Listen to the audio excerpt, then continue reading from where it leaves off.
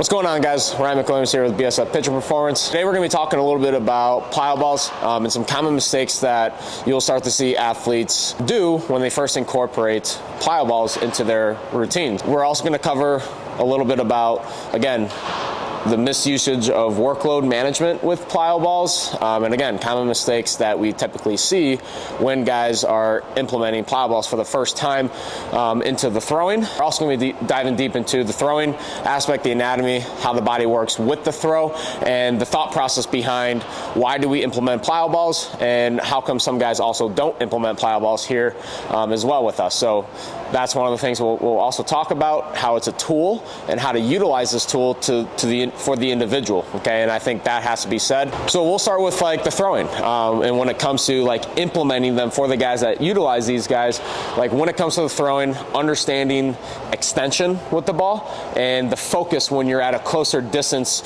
with a mat or like utilizing a wall. So a common mistake when athletes are first starting to implement plyo balls is when they're throwing, right, we're not having an objective focus on where does this ball need to land relative towards a close target. So we talk about having a quadrant in the throwing. So you got a quadrant here. So as a lefty, I want to be up in this left quadrant, and that's where that ball is going to land, because now you're promoting the extension, but the distance on the ball like it would when you're throwing to your partner. So a common mistake that athletes will make when they're close up is when they're throwing, they're finding themselves, instead of being here extended, they're here.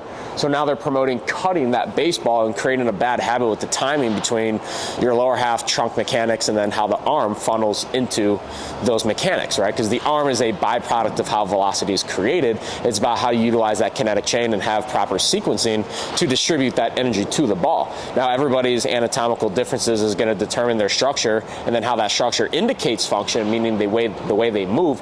But ultimately, it's understanding how this tool is a connection base. So it's more about patterning and understanding how to connect the lower half trunk mechanics to properly get good extension is really what I'm trying to get at. So when you're implementing a tool like plyo balls, especially at a close distance, it's all about having an objective focus on where does that ball need to land, because the last thing you want to do prior to the throwing is create bad habits without you really knowing that you are. So it's about having awareness and why we need to implement a tool that could potentially help with patterning or connection base with the arm and the trunk.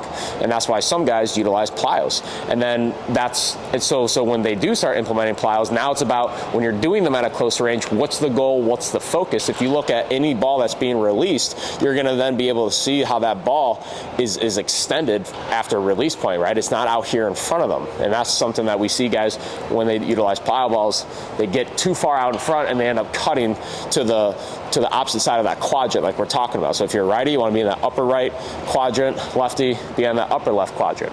Okay.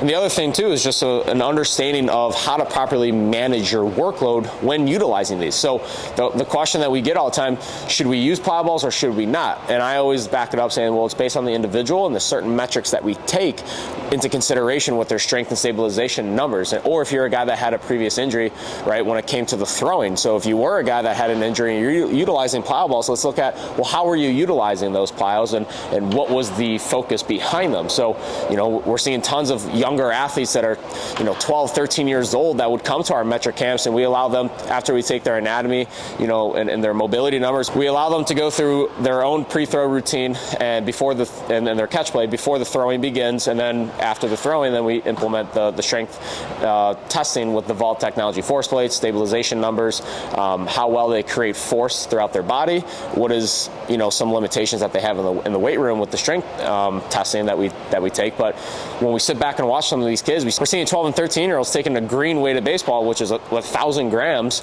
of weight, and throwing it overhead, causing so much torque and valgus stress to the elbow. So it's about how you teach an athlete utilizing a specific tool, and how a tool like a plyo ball can be very specific towards a certain athlete with what is the focus that they're working on based on a limitation or a mechanical flaw that they have. But most importantly, it's about managing the volume and intensity with a tool, understanding the colors, how much they weigh, which drills are going to be more suitable for which specific color is kind of where we need to start understanding that intent focus, and how we can't just look at the arm as a generator of the velocity and utilize these for a quick fix where you see tons of smaller programs out there that are having 12 and 13-year-olds, ripping down a blue-weighted baseball, and they wonder why that there's then Little League elbow for a 12 and 13-year-old. One is because their musculoskeletal system isn't strong and stable enough to handle that amount of valgus torque and stress. So because the arm in layback is passive, that all the stress is now going towards passive connective tissue. And so that's why you have to look at the muscle fibers, understanding contraction rate of force, and understanding rate of force development, and how to get an athlete strong. But when we hit a passive range at layback, that's where peak stress happens. So if we know that the higher valgus torque is a more risk of higher injury rate towards elbow issues, why would we want to constantly put a 12 and 13-year-old under stress and have them just yank weighted baseballs and get into that passive range of motion without reinforcing the entire kinetic chain and the strength and stability that needs to be developed for those younger athletes? We can't look at this as a quick fix and just a single tool that's going to develop velocity, okay? Because at the end of the day, it's how you command and how you stabilize your kinetic chain and create efficiency throughout your body to then ultimately enhance the command with the velocity. And so that's why when you're implementing plyo balls, it's having an objective focus on the intensity and the amount of reps that you're utilizing with them. And then it's also based on the athlete, the individual. Are they strong enough overhead? That's why we take with the shoulder IR, ER, mid-stance ISO test with the dynamo, and that's going to show us how strong is their shoulder at the mid-stance and the muscle bell curve. So athletes are the strongest at the mid-stance, weakest at the end range. So we're testing shoulder strength at that mid-range, but hey, how strong are you, right? Even grip strength in an overhead Y stance position, right? We have certain metrics and goals and standards that we're looking for each age level, youth, high school, college, pro, because in the Y stance position here as throwers, that's where grip strength is mostly influenced. So now we're looking at the strength of the grip strength. And what we've been finding is that after the throwing, the grip strength on the throwing side is weaker for athletes on the throwing side, along with the shoulder ER on the throwing side when they're testing with the dynamo when it comes to how much newtons of force are they producing. And so that tells us that the throwing itself is doing the complete opposite. It's not strengthening, it's damaging. It's damaging the passive connective tissues, the muscle tendons, and the muscle fibers. So we have to look at what does throwing do to the body. Why do some guys implement plyo balls and why do some not? We have guys here that also don't implement plyos and they utilize the 2-pound med ball drills instead to work on lower half trunk mechanics. And when they get strong enough in the weight room and they develop that stability, then yes, maybe we can implement a few plyo ball drills, very, very light intensity, more pattern work with the arm to then time the arm up with the lower half and trunk mechanics, right? Because again, these are what's going to drive that energy, that whip-like effect throughout the delivery, right? To enhance proper energy going to this ball, right? Because that's the goal. We don't want the arm generating all that velocity or all of the torque because there was a leakage or a misusage, there was a misuse of the kinetic chain. And so that's why implementing plyo balls for an athlete has to be very focused with a very objective goal behind each and every drill, with the specific colors, the certain percentage of intensity, the certain prescription of volume, so on and so forth. So that's another issue that we see or that's another common mistake that we'll see is when athletes they just throw these into their program right away and they don't have a proper understanding of why they're even utilizing this tool or what is it benefiting them for. And there's a risk and reward with this. This is not a quick fix tool, okay? It's a tool meant for connection based, right? We can't demonize certain tools that could potentially help athletes, right? What you do demonize is the misusage of intensity, management, load, and volume in programming, or just athletes in general that aren't properly on programming. They are just going out and getting tools that they'll see on social media that think that's going to benefit them. They use it, they experiment with it, which isn't bad when you're experimenting, but you got to then do the research and learn of why you're using this tool. How is it going to benefit your mechanics? What is it going to provide for you? What type of feedback is it going to get for you? And ultimately, how do you feel using a tool? But again, like we said, there's athletes that do and they don't use the plyos. But when we do see athletes using plyos, right, there has to be a better intent focus behind the drill and the outcome. And then when someone's not using the plyo balls, hey, why? Okay, so it's not for everybody, but there's other tools out there that you can then lean on and towards for specific athletes. And then ultimately, it's also about the strength and stability work that you need to create in the weight room to create a healthy throwing, overhead throwing athlete. But again, the throwing in general, throwing is a very complex movement with our body, right? And like we said earlier, is that when we hit front foot strike and we go into layback, that's a passive range of motion. So passive meaning all of the stress that is going to be going towards is passive connective tissue, which plays a huge role when it comes to the stability that we need at that end range where peak stress happens. And so that's why like implementing a tool like the kinetic arm, especially for like guys that are doing like rehab stuff, right? They're doing their return to throw programming, right? We want to help offset that stress at that external rotation max layback, right, where that peak stress is happening. So that's why the like a kinetic arm is a great tool, because it acts like a dynamic stabilizer, and it's basically an external musculoskeletal system support system. So even if guys do start getting back into the plyo work and they like to utilize the plyo, right, then there's other tools that can help management of the stress that's involved.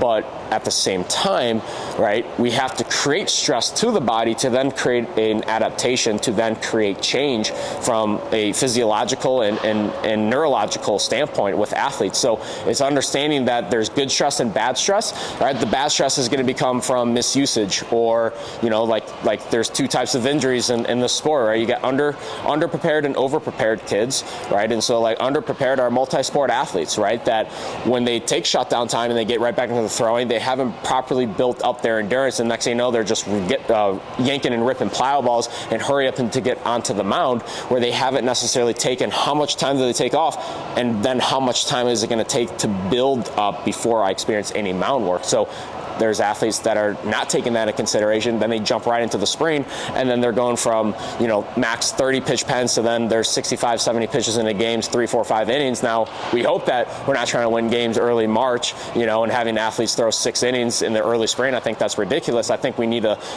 also build guys up properly, and if they are using tools like a plyo ball, implementing plyo balls properly and building up the intensity and volume with that as they go. But, you know, and then you got the over-prepared guys that they specialize in baseball. They end up throwing all year round. They're chasing accolades, they're chasing other things, and they catch themselves throwing live.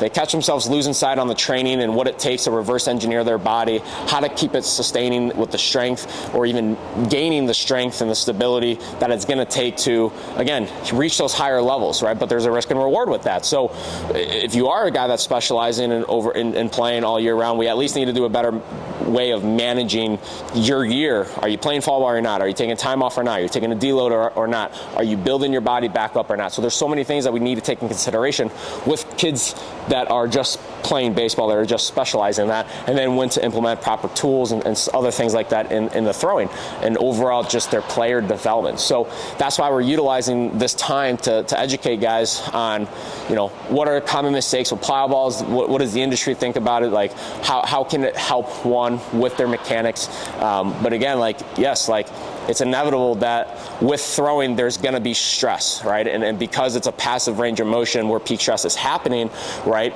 you're relying a lot on structure. And so when you're relying a lot on the structural stability, right, we got to look at the training and the strength and stabilization work that has to go into play, because you got two categories to this, right? And that's why the plyo balls can help enhance a skill movement pattern, because there's two sides to all of this, you know, training and enhancing player development. Is you got physical potential, you got the skill potential, right? So think about this saying, you got all physical potential is genetic, but not all genetic potential is physical. So there's for some kids, there's a gifted skill that they had, whether they can really connect well with plyo balls, a baseball, right? They're so fluid with their body. They got efficient energy traveling through that kinetic chain. They got a higher output of skill, but their strength and stability lack. So as they're enhancing the skill of throwing harder, but they don't have the strength and stability to match that level of skill, you're going to see a regression, or you're going to start to see fatigue if they don't utilize management workload properly, and then you're going to start to see the injuries fall, because again, they weren't strong and stable enough to handle all of that stress that's being applied. And then there's the other side where, hey, they're really, really strong in the weight room, they're big physical guys, but they lack on the skill side and sequencing side to the throw, right? And they can never then get that hump over, you know, to enhance that velocity, enhance the command, and enhance their pitch ability to move on to that next level. So there's such a balance with all this. So it's understanding that there's a skill that was gifted, that was gifted to the athlete, and every athlete has different anatomical alignments. There's so many different variables with all this, and I think that anytime you're using a tool in the training, anything that you're prescribing and giving to an athlete, we need to have a better focus of why we're using this and how it's going to better suit these athletes. And so that's why I'm going on this tangent a little bit, is because it needs to be said on proper ways to look at player development understanding tools, but understanding the focus with these, because the last thing we want to see is you got 10, 11, 12, and 13-year-olds ripping blue balls, because this is what they're now seeing on social media. So I think overall we need to do a better job at keep educating the public, and we need to keep educating overall the industry. Why are certain tools in place? Why are certain tools not in place for certain athletes? And if they are using a certain tool, what is the focus behind it? And how can we better educate these athletes that ultimately make these kids stay healthy, let them have fun and compete, and overall, have them create their own success story with this. But that's why we're utilizing this time to talk about Plyballs and how Plyballs can be a great tool, right? If you're a physically matured guy that's disciplined, he has good structure to his training, that can be mature when it comes to utilizing and managing these. And then for the kids that aren't strong enough yet, that they don't need this yet, they need to work on more lower half trunk mechanics. And ultimately someone that maybe had a previous arm injury that utilized Plyballs in the past and it hasn't worked for them. So there's so many other tools that they could implement and utilize for that. So that's the reason why we're talking about this. How can this tool be good, but what should the focus be behind these?